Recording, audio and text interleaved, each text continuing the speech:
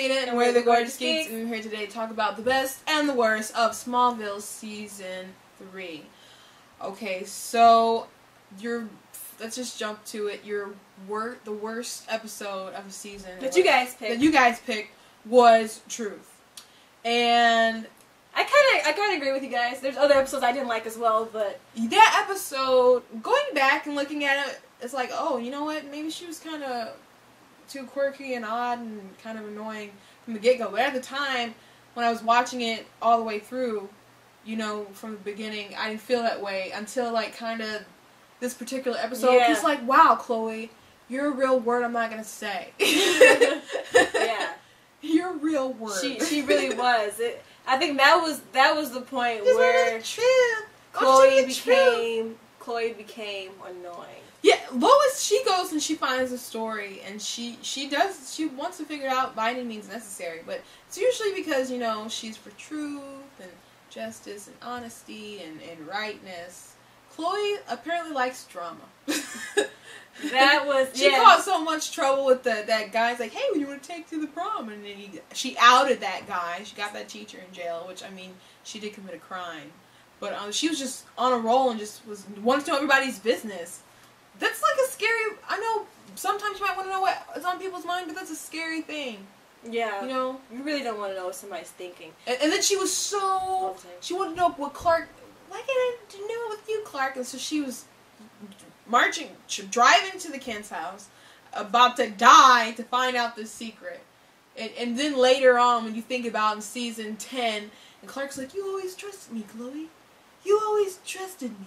Even when you didn't know you That's crap! It was. That's crap! It was.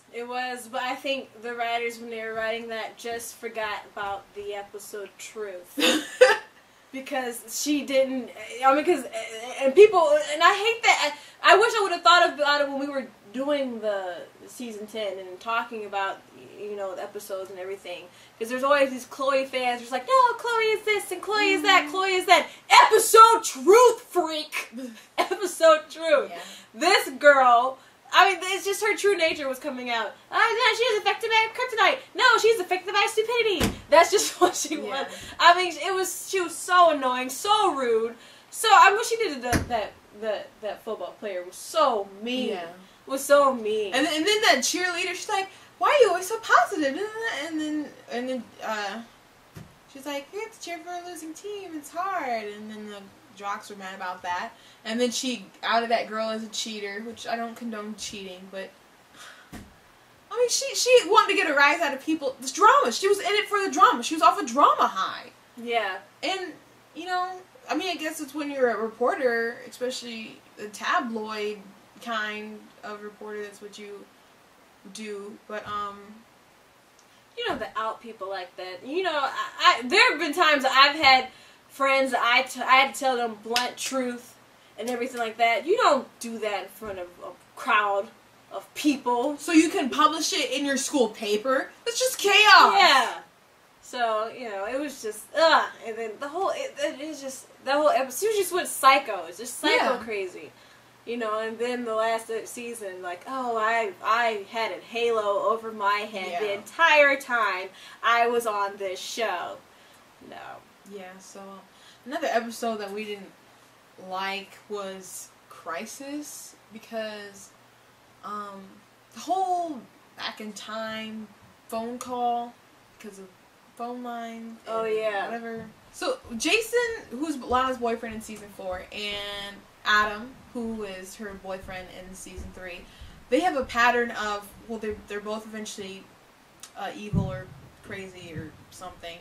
But I felt like it was such a quick snap. Yeah. Like, maybe you kind of felt more with Adam, but definitely with Jason, it was very sudden. Jason was definitely a quick snap for me. So I don't think their craziness was developed very well.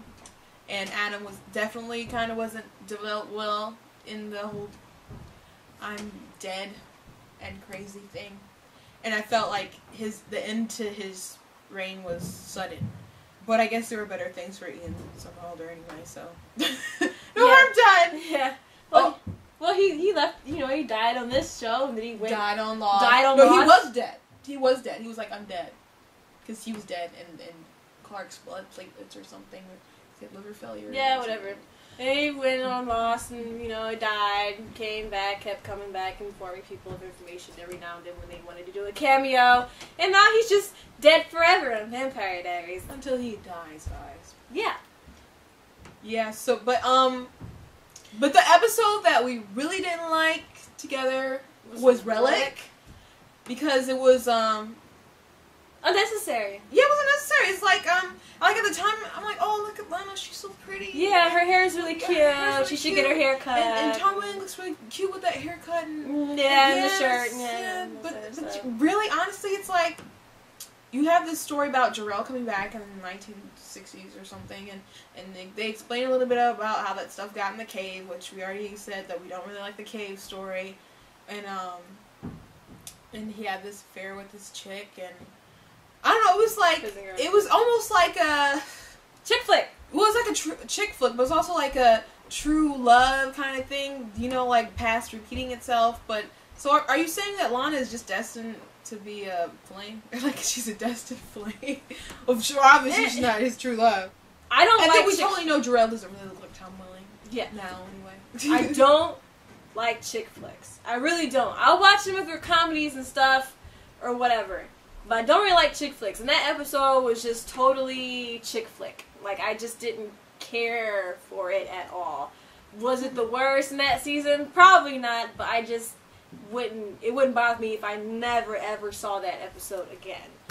So. Yeah, but for, like, best episodes, though, everyone, well, not everybody, but the just majority was Covenant, which was the season finale when a lot of stuff happened, especially, like, the last 5 minutes. Yeah. Lyle got convicted, and they were shaving his head, you know. Like, do it. Lex, like, was poisoned, and Chloe was in the safe house, and it exploded. It's like this little mafia tribute type thing. There was a fake Kara, which I really don't like, especially since I know they developed a pattern. They have fake Kara, and there was a fake Jimmy. Fake Crypto. Yeah, fake Crypto. Yeah. They have a pattern. Whatever happened to that dog? Is Shelby still around? Yeah.